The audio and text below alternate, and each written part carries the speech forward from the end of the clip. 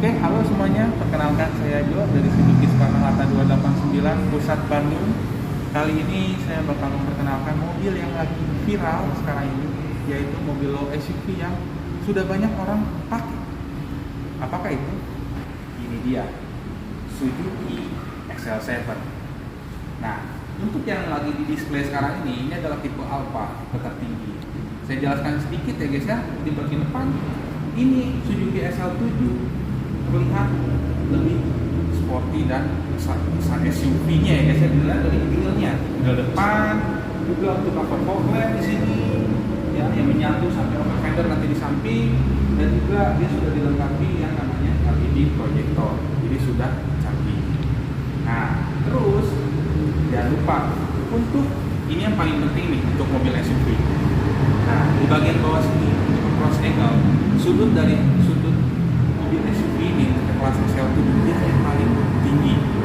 Ada mobil kompetitor walaupun dia mempunyai ground clearance yang lebih tinggi dibanding kompetitor lain, tapi karena cross angle-nya atau sudut dari ban bempernya itu tipis, ini dia nggak sud juga. Tapi tidak dengan XL7, dia punya cross angle yang cukup luas. Lanjut ke bagian samping. Nah, sedikit intermezzo ya guys ya.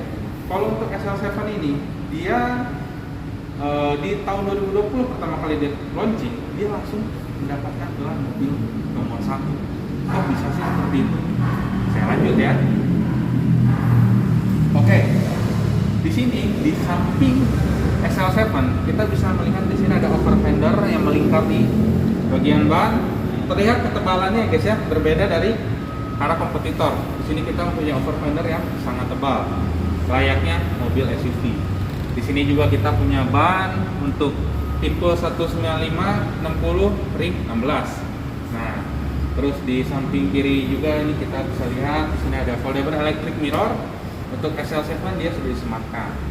Terus kita balik lagi ke samping, di sini handle pintu kita sudah divariasi chrome seperti ini, jadi terkesan lebih elegan. Dan juga dia di samping pintu ini guys, ini bukan hanya sekedar pintu biasa. Kenapa? Karena di samping pintu ini kita sudah disematkan apa yang namanya side impact beam. Itu adalah baja ringan di samping mobil ini untuk meredam kecelakaan minor maupun mayor gitu. Jadi lebih aman ketika kita berkendara. Terus lanjut di bagian roof rail.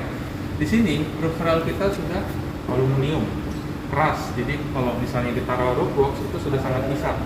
Berbeda dengan kompetitor yang masih pakai plastik. Sorry guys ya, roasting sedikit. Terus kita lanjut ke sebelah sini lagi. Oke, sekarang kita sudah di bagian belakang mobil XL7. Kita jelasin dari atap dulu ya guys ya. Di sini kita ada rear spoiler. Tapi lihat tuh, keren kan rear spoilernya. Tidak monoton, bergelombang, sporty banget. Kita lanjut lagi, di sini ada high mount stop lamp. High mount stop lamp sudah bagus banget di sini ya. Terus ini dia, tidak kalah penting yang biasanya suka dilupakan oleh kompetitor lain, yaitu adalah rear defogger. Ini sangat membantu sekali ya guys ya. Nah, lanjut di bagian stop lamp. Untuk stop lamp tipe Zeta hanya nyala di bagian ini aja ya guys ya, nggak LED dot.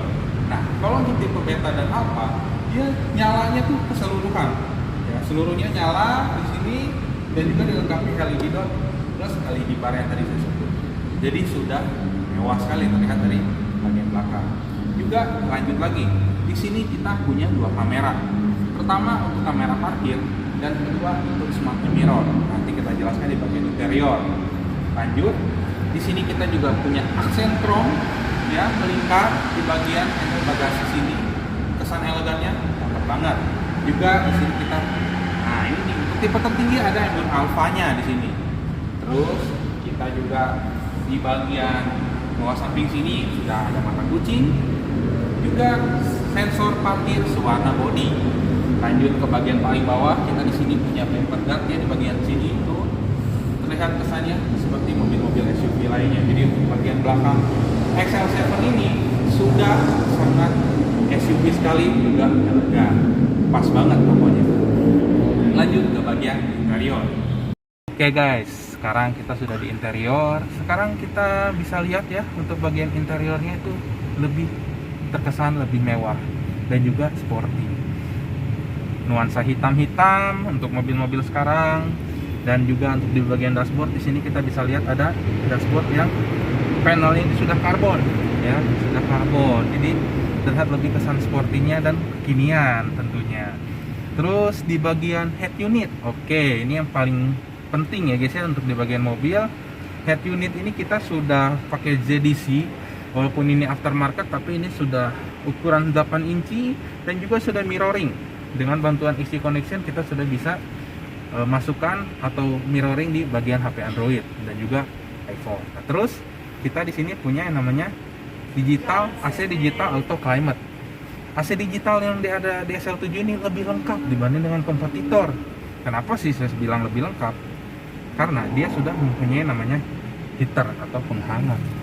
Jadi kalau misalnya kita dalam keadaan dingin, habis liburan, apalagi di Bandung ya, ke daerah Puncak, Lembang gitu atau Ciater gitu ya guys ya, agak dingin, kita bisa pakai heater jadi hangat gitu. Jadi tidak perlu kehangatan orang lain lagi, AC ini sudah bisa melengkapi gitu. Terus kita juga di sini punya rear defogger. Rear defogger ini walaupun dia adalah fitur yang bisa dibilang minor, tapi itu adalah fitur yang penting menurut saya, karena ketika kita melihat pandangan ke belakang, jika itu berkabut akan sulit saat berkendara. Jadi ini fitur yang harusnya ada di mobil-mobil sekarang, tapi sayangnya di beberapa kompetitor rear defogger itu tidak ada. Oke, lanjut. Masih di bagian AC, dia juga sudah double blower, sudah bisa penyemburan kaki dan kepala. Yang tadi saya sebutkan juga sudah auto climate, itu sudah lengkap sekali. Oke, sekarang kita lanjut ke fitur selanjutnya, yaitu ada di ventilated cup holder. Ventilated cup holder ini adalah fitur yang sekarang ini ada di SL7 dan juga R3 tipe GX.